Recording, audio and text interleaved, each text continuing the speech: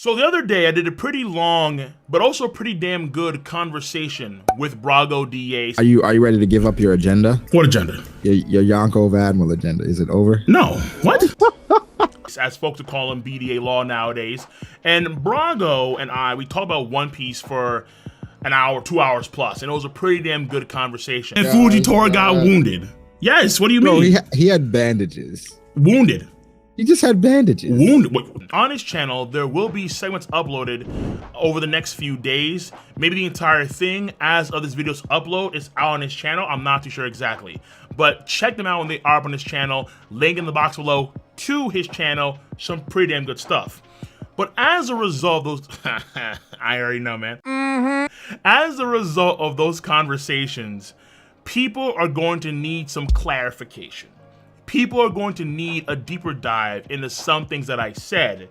And this is one of the things that I said, which pertains to what Kaido said at the beginning of 2021, which was a very controversial message statement, which I think is about particularly Monkey D. Luffy. And, well, before I go any further, spoiler warning for any non-manga readers of One Piece. I promise you, if you go any further, you will be spoiled. Number one. Number two is, if you do enjoy my content, whether it's on Patreon, whether it's on Twitch, whether it's on YouTube, please be sure to support your boy with a thumbs up, because that's all you can do at this point in time. It is what it is. Yeah.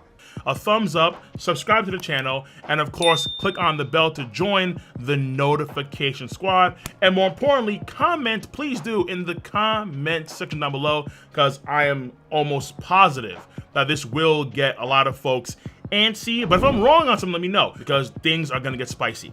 So, Kaido in chapter 1001 has a very pivotal statement or comment, which helps us understand, I think, the One Piece hierarchy.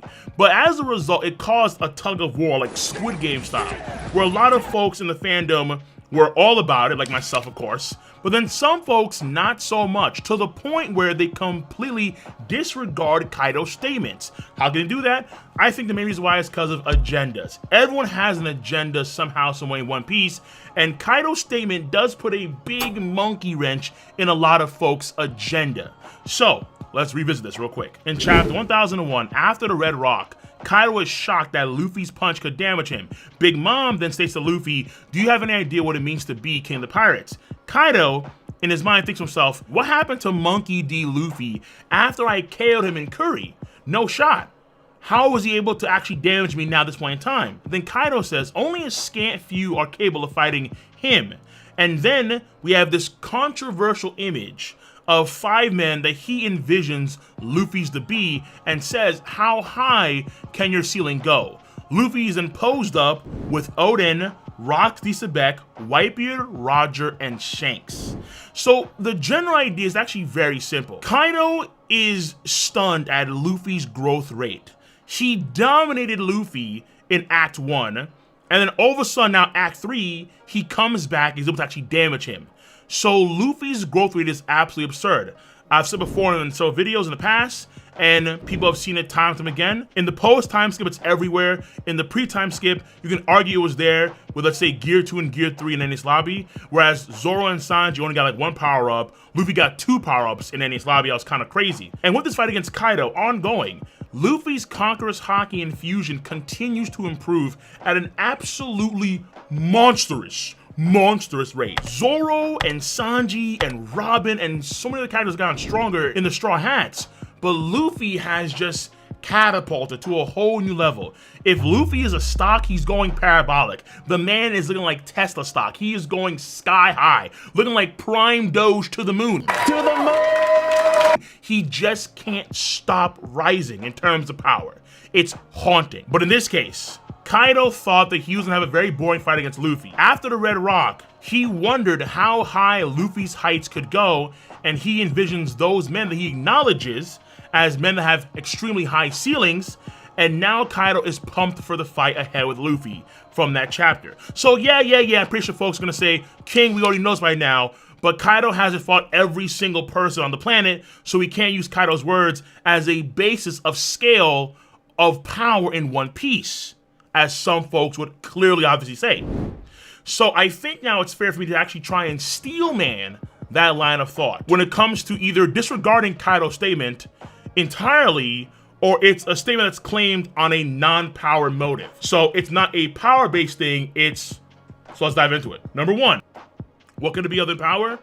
It's respect. Put some respect on it. R-E-S-P-E-C-T. It's respect. The men that Kaido envisioned behind Luffy are all men that Kaido respects, okay? Roger, king of the pirates, died a marvelous death, and so on and so forth. Whitebeard, a legend who was Roger's rival, controlled most of the new world and territory, died a great death in Marineford. Rocks D. Sebek, the man who wanted to conquer the world, who also knew the secrets of the world, and his former captain. Oden, the Chad of Wano, even remembered by Sengoku and Akainu randomly, but they still know his name. A heroic figure of Wano country, and also died an amazing death. So these are all men that, of course, Kaido respects fervently, and that's number one, is respect.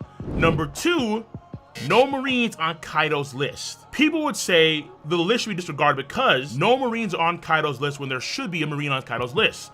There are a few Marines you could easily argue are among the strongest in the verse, and Goku and Garp in their totality are legends that are world renowned. And Kaido himself was captured several times by the Marines. He took L's, he took fat L's by the Marines. But then another line of thought when it comes to the Marine side of things is that Kaido actually doesn't respect the Marines to put on his particular list, and it's only pirates, because the folks that we see on his list are pirates for the most part. But for that most part, it's actually very important, which we'll get to later on in the video, of course. So again, the list should be discounted because no Marines, and because Kaido does not respect the Marines. Something of that sort. That's number two. Number three, very intriguing here, is that all these people are actually Joy Boy candidates. That's a fascinating one. When Kaido beats Luffy again in chapter 1013, 1014, he states that Luffy couldn't beat Joy Boy either. Kaido knows something about Joy Boy, and that might have been the actual core thought process in chapter 1001 when he envisioned Luffy among these men. Maybe Kaido believed that Oden, Rocks, Whitebeard, Roger, and Shanks, maybe in his mind, these men could have been Joy Boy candidates. That's interesting. Very interesting. That's number three. And then number four, simply put, because Kaido hasn't fought every strong person out there, therefore we can't make a power claim on guys like Dragon, the Gorosei, some crazy rogue powerful giant in Elbaf like Thor or Odin, potentially Emu, that kind of stuff. So that is the general gist, I think, for this Steelman. I think it's actually a pretty solid Steelman, I'd personally argue. There could be more that I'm missing here, and if I am, let me know in the comment section down below. And there probably is, but I think it's a fairly good Steelman, okay? Those four things right there. However, I think the line of thought of disregarding Kaido's comments completely and or it's a non-power claim is these are wrong lines of thought. I think that without a doubt, the main onus for Kaido's statement is definitively power. The other aspects are secondary if they are even important. Not to say that they don't exist, but they're still secondary to power. So let's break down the Steelman in reverse order. Number four, while I acknowledge that Kaido hasn't fought every single strong person in the verse, and there are probably outliers here or there, of course there are, without a doubt, he has clearly fought enough people to gain plenty of insight on who the truly powerful are. That is an undeniable fact. The history with the Rocks Pirates, all his fights against the Marine, all fights he had on Wano Country, including the Oden fight, knowing that Kaido would sometimes leave Wano Country, get drunk, and be in the middle of nowhere in some random Sky Island, all these different things where Kaido just goes rogue and no one knows who Kaido is. And on top of that, the fact that we see him fight against Big Mom, all of these are a testament to that simple fact. I think it's really strange where on one hand, people will believe Kaido's words wholesale about Conqueror's Haki Infusion, where only the truly strong can do something like Conqueror's Haki Infusion. But then on the flip side, when Kaido envisions these 5 men, when it comes to Luffy's ceiling, we have to disregard that. It doesn't make any sense. Most of the outliers that I can think of that might be truly powerful will be folks that we haven't even seen fight yet, A, and or B, are not introduced into the story just yet. The Gorosei may be OD as all hell, or they could be non-combatants. That's how wide of a scope of power their power is. Either they're disgustingly powerful, or they have no combat ability whatsoever. That's the Gorosei. The same for Emu. So obviously, of course, Kaido hasn't fought every single strong person. However, here's the facts. Here's the straight car facts, okay? Fact check it. Kaido actually has a much better claim to judge who is truly powerful than 99% of the One Piece cast of characters. Yeah, that's pretty true. That's just the facts. If there's any person who can make the judgment call on who is powerful in the world of One Piece, when you look at how his crew is structured based on a power might makes right system, when you look at his own mindset and the Oni mindset, when you look at his history, his track record, both W's and L's speak for themselves. Kaido has one of the best claims in the verse. Honestly, he doesn't have to fight guys like Dragon or Kizaru or Sabo, Jozu, or Marco, Mihawk, Kiros, Buggy. He doesn't have to fight any of these guys in order to make a earnest power claim. He does not. He already has so much experience as it is. So that's number 4. Now, number 3 is the Joy Boy line of thought, which I think is very interesting. Like, if I had a long Chinese Guan Yu beard, I'd be stroking that. Yeah, like, whoa, okay, very scratch my chinny chin chin, very interesting. However, this would only be a non-power perspective if Joy Boy himself was not a powerful person. And it's insinuated by Kaido's actions in those very same chapters, 1013, 1014, that Joy Boy is a powerful person. And it's a very safe bet. Because Kaido beating Luffy in combat, then judging that Luffy is not Joy Boy, is a power claim. Because Kaido is insinuating that Luffy does not have the power to be someone like Joy Boy, since Kaido just beat Luffy again. It is a direct claim to power when it comes to Kaido's perspective on who Joy Boy should be. So, when you think about it, think all the marks out there. Start thinking. When Luffy beats Kaido, probably 1v1 late on this arc, there's a very safe bet that Kaido will make another Joy Boy claim about Luffy. Oh.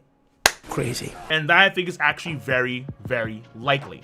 So the Joy Boy line of thought here is interesting, but I think it's also a power claim regardless. Now, number 2, the Marine stuff.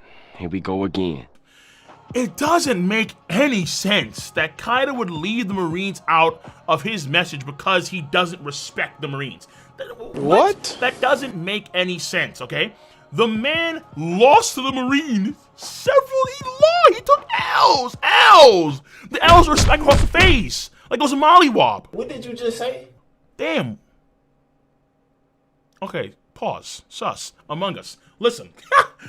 The man Kaido took L's from the Marines several times. His former captain, Rox Disabek, was defeated on a combo play by both Goldie Roger and Garp. It is very likely that Kaido saw both a younger Roger and a younger Garp in combat and probably fought against them too. Think about this for a second. One Piece Chapter 0, Episode 0. Garp and Sengoku fight against the Golden Lion Shiki 2v1. The Golden Lion Shiki is a former crewmate of the Rocks Pirates. Do you think it's possible that Kaido found out that Shiki fought against both Garp and Sengoku?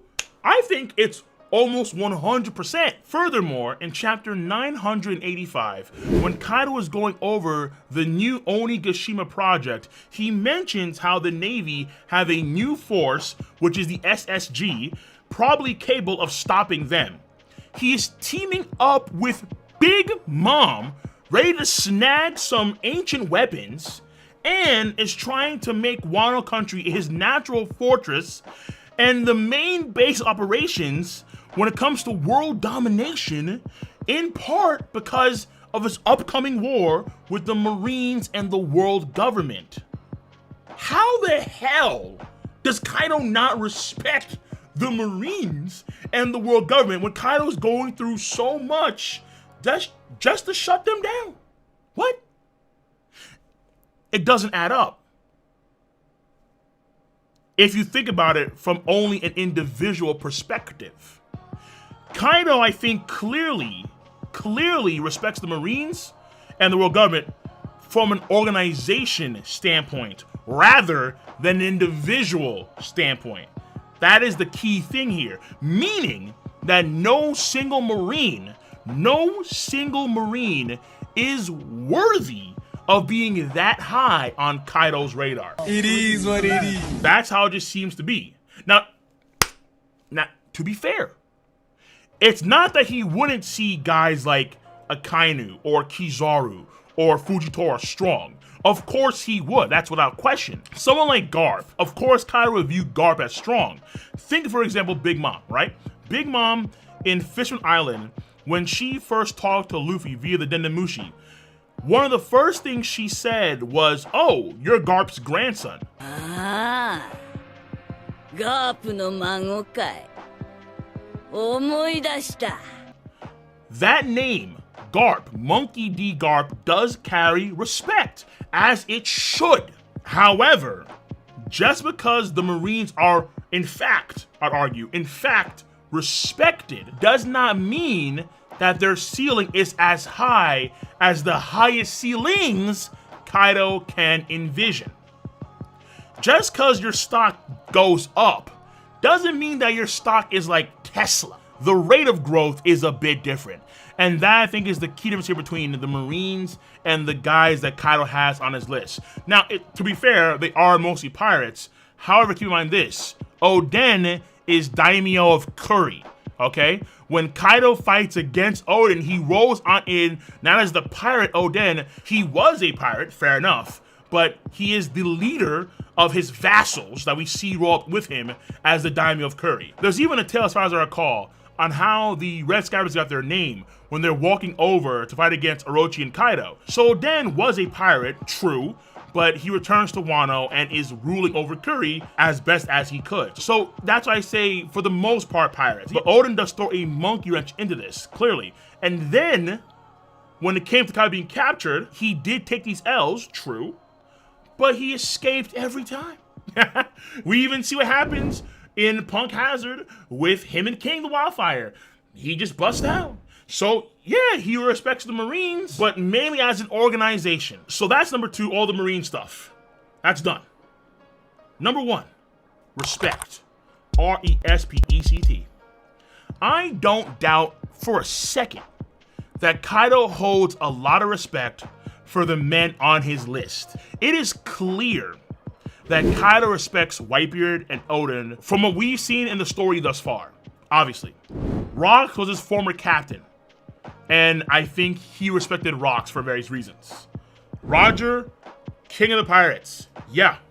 Why does Kaido respect Shanks?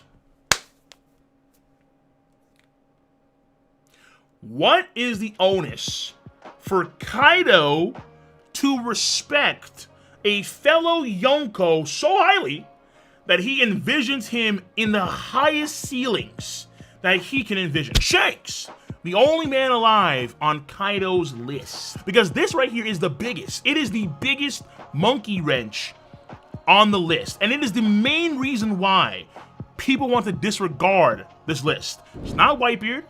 It's not Rox. It's not Roger.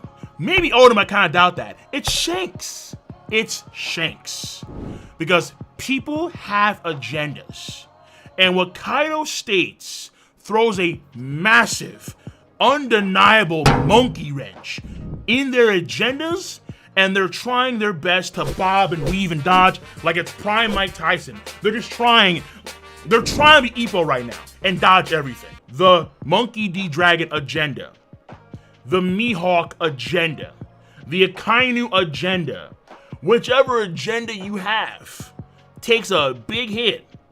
Like, instead of Tesla, you're Alibaba stock. You're just going down. Like, what? It takes a big hit when Kaido envisions Shanks.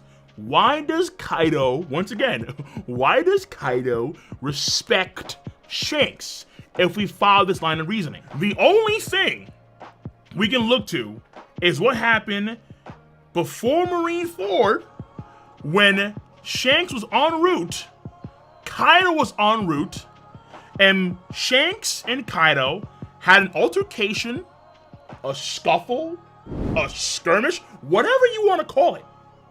Something went down, all right? There was a situation. There we go. Now, Jersey Shore style. There was a situation between Kaido and Shanks, an altercation. And apparently, according to the River Cards, King the Wildfire was also involved in this situation. But the red hair pirates arrive to Marineford nonetheless. So the details, we don't know what happened. And folks want to say X, Y, and Z about Shanks bowing the knee to Kaido off screen or sake cups. They try and dunk on the red hair wonder. They try and dunk on the God King. At the end of the day, the only direction that the Shanks stock is going is up. That's it. The agenda is going to the moon. Yes. When you think about Shanks getting involved with Kaido, it 1000% not only raises Shanks' portrait at the bare minimum, but it also raises Shanks' status as a fighter. That's the reason why Kaido respects Shanks as a fighter. Because what Kaido is stating here to Luffy, when it comes to scant few being able to actually fight me, it is in that paradigm that he's looking at Shanks. Because Shanks and Kaido had an altercation of sorts. And whatever happened there, it seems that Shanks had the edge. Shanks had the edge. And you have to think about it from this sense too. If you remove the power element of this whole thing, how does Shanks be on the same plateau of someone like Gold D. Roger, Sebek, and Whitebeard in their primes? Things like his ties to the Gorosei, or let's say him becoming a Yonko 6 years from the post-time skip, 4 years from the pre-time skip, things like that aren't enough to be like a legendary figure to earn respect like Roger or Whitebeard. Maybe it's a 4 billion bounty, but Big Mom has that too, and Big Mom wasn't on his list. And when it comes to being a relatively newish Yonko, how come Blackbeard isn't on his list? He is the freshest Yonko of the bunch. When you look at all the avenues possible, the best and the most clear avenue is power. So that agenda, the Shanks agenda, my agenda, our agenda as Shanks fanboys, took a fat, resounding W. That's the facts. It is very likely that Kaido fought against Whitebeard and Rocks when he was younger. Maybe when Roger and Garb rolled on through to take down Rocks, maybe Kaido fought against them as well to see how powerful they were. And of course, Oden, we all know the gist there. We all know what happened between Oden and Kaido. If we follow that trend, then Shanks also had a fight of some sort with Kaido, and Kaido decided, you know what? I respect this man. To the point where when I envision Luffy, very pivotal right here, Kaido's message about Luffy is pivotal because now we are focused on the men that Luffy sealing will one day reach. These 5 men. And I personally argue that all of these 5 men could have and can beat Kaido one-on-one. Until I'm proven wrong, that's how I'm gonna roll through. Absolutely. But I can't say the same thing for someone like Dragon 1v1. I can't say the same thing for someone like Weevil, or someone like Kizaru, someone like Sabo, Fujitora, Mihawk, Jozu, whoever. And just to make sure here, this is a clean 1v1. So this is no group fight. This is no, I'm gonna lose, then I'm gonna come back stronger, or take a break, and then I'm eat some food, have my daughter or have my son interfere with my fight. None of that stuff. This is a clean 1v1 mano-a-mano, which is why it's an honor in some respects for Kaido to envision Luffy with these men. Because ultimately speaking, I believe that Luffy, come the end of the series, will either be the strongest person in the verse or like top 3 minimum. Top 3 minimum strongest people in the verse. And we got this all in chapter 1001 because clearly Wano Country is the gateway to the end game of the One Piece series. So Luffy becoming this strong is happening sooner rather than later. And him growing so exponentially quickly against Kaido is a testament in of itself to this fact. I'll end on this note. When Inu and Neko beat Jack, and Kaido said to Jack, it's not that you're weak, they're just that strong. It's not that Dragon, or Garp, or Sengoku, or Jozu, or Sabo, or Mihawk, or Weevil, or Kiros, or whoever the hell. It's not that they're weak. No. It's just that these 5 men, these 5 studs, Roger, Whitebeard, Rocks, Odin, and Shanks, these 5 men are just that strong. And one day Luffy will be that strong. So, let me know. Hopefully that did clear up some of the confusion. It's a pretty hefty video, but I think an important video to understand my perspective on what's going on here with Kaido's statement. Again, it could be wrong, and to be fair too, maybe in the anime, it's not just those 5. Maybe the anime has like 10 dudes, and they throw in a Garp or a Sengoku, or they throw in a Mihawk, maybe. And if the anime does that, then we have to revisit this, clearly. So I'll put it out there, just in case, because you never know. However, until then, this does do wonders for Luffy and those 5 men in particular. It does wonders for them. Absolutely it does. And also, if my Steelman was lacking something, let me know, okay? If it requires a further video, then I'll do another video. Fine, I'm not against the idea at all. If there's something else I need to tackle when it comes to Kaido statements, X, Y, Z, and the other, let me know and I will tackle that with all of my mass and girth, okay? I'm a big boy. But once again, let me know your stance on the subject matter at hand. I'm gonna see you cats on the flip side. Be easy, take care, have a nice one.